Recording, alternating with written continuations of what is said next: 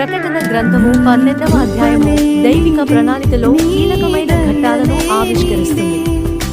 ఇది సంఘము, సాతాను మరియు క్రీస్తు మధ్య జరిగే ఆధ్యాత్మిక యుద్ధాన్ని వివరిస్తుంది. ఈ అధ్యాయం లోతైన ప్రవచనాత్మక మరియు ఆధ్యాత్మిక సత్యాలను కలిగి ఉంది.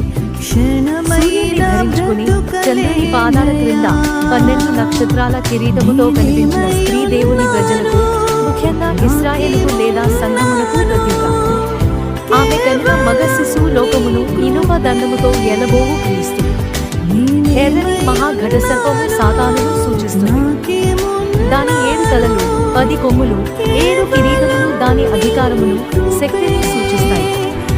ఇది దేవుని ప్రణాళికను, ముఖ్యంగా క్రీస్తు జననమును అడ్డుకోవాలని ప్రయత్నించింది.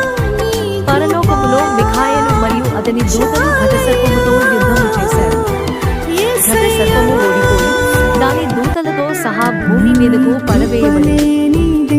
ఇది సాతాను అధికారముపై క్రీస్తు సాధించిన విజయమును సూచిస్తుంది. భూమి మీదకు పడవేయబడిన ఘట సర్పము మగ శిశువును కనిన స్త్రీని వెంబడించింది. దేవుడు స్త్రీకి అరణ్యములో ఒక స్థలమును సిద్ధపరిచాడు. అక్కడ ఆమెకు ఒక కాలములు, అర్ధకాలము పోషింపబడింది. ఈ అధ్యాయం సాతాను యొక్క నిరంతర పోరాటాన్ని, దేవుని ప్రజలపై దాని కోపాన్ని తెలియజేస్తుంది. అయితే దేవుని సంరక్షణ, క్రీస్తు విజయము ద్వారా విశ్వాసులు ఎలా సురక్షితంగా ఉంటారో ఇది స్పష్టం చేస్తుంది. ఇది మన విశ్వాస జీవితంలో ఎదురయ్యే శోధనలను అర్థం చేసుకోవడానికి సహాయపడుతుంది.